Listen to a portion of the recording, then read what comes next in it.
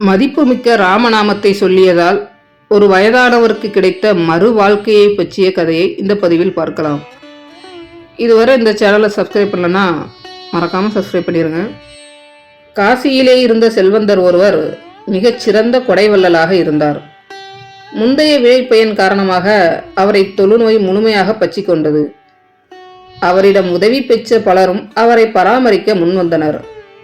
ஆனால் அவரோ தன்னுடைய கடைசி காலத்தில் எவருக்கும் துன்பம் தரக்கூடாது என நினைத்தார். எனவே தன்னை பராமரிக்க முன் வந்தவர்களிடம் என்னை கங்கை கரைக்கு அழைத்துச் செல்லுங்கள் என்று மட்டும் வேண்டுகோள் வைத்தார். வாழ்நாள் முழுவதும் அவரை பராமரிக்க முன்வந்தவர்களுக்கு இது ஒன்று பெரிய விஷயம் இல்லை அல்லவா? அவர்களும் அவரை கங்கை கரைக்கு தூக்கிச் சென்றனர். அங்கு சென்றதும் அந்த செல்வந்தர் கூறிய வார்த்தை அனைவரையும் அதிர்ச்சி அடைய செய்தது. எனது உடலில் பெரிய கல்லை கட்டி கங்கை ஆற்றில் தூக்கி போட்டு விடுங்கள். நான் கங்கையில் மூழ்கி இறந்து போக வேண்டும் என்று நினைக்கிறேன் என்று கூறினார்.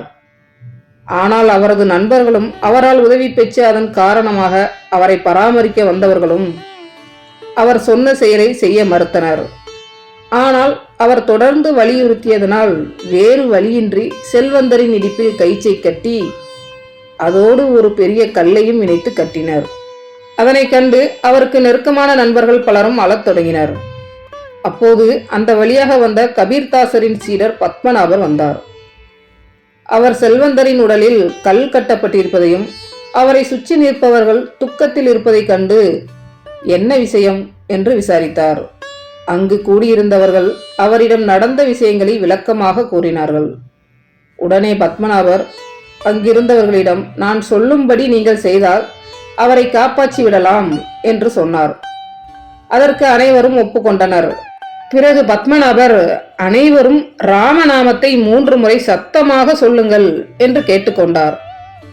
ஆனால் அங்கிருந்தவர்களில் சிலர், நாங்கள் ஏற்கனவே இவரை ராமர் கோவிலுக்கு அழைத்து சென்று வழிபாடுகள் எல்லாம் செய்து பார்த்து விட்டோம், ஆனால் பலன் எதுவும் கிடைக்கவில்லை என்றனர். பத்மநாபரோ, ராமனை வணங்கி நடக்காதது ராமனின் பெயரை சொன்னால் நடக்கும், முயற்சித்து பாருங்கள் என்று நம்பிக்கையோடு கூறினார். அங்கிருந்தவர்கள் அனைவரும் ஒன்றாக சேர்ந்து ராமநாமத்தை 3 முறை சொன்னார்கள். என்ன ஆச்சரியம்!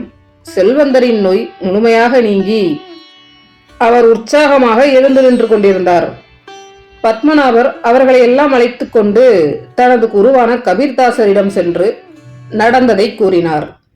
ஆனால் கபீர்தாசரோ மகிழ்ச்சி அடைவதற்கு பதிலாக கோபம் கொண்டார். அவர் பத்மநாபரை பார்த்து, ராமநாமத்தின் பெருமையை அறியாதவனாக இருக்கின்றாயே, ராமநாமத்தை 1 முறை சொன்னாலே அவர் குணமடைந்திருப்பாரே, 3 முறை சொல்ல வைத்து ராமநாமத்தின் மதிப்பை குறைத்து விட்டாயே என சத்தம் போட்டார். ராமநாமத்தின் பெருமை அவ்வளவு சிறப்புடையது. ஸ்ரீ ராமநாமத்தின் பெருமையை உணர்த்துற இந்த கதை உங்களுக்கு பிடிச்சிருந்தா லைக் பண்ணுங்க. இதுவரை இந்த சேனலை சப்ஸ்கிரைப் பண்ணனா மறக்காம சப்ஸ்கிரைப் பண்ணிடுங்க. ஸ்ரீராம ஜெயராம ஜெய ஜெயராம். நன்றி.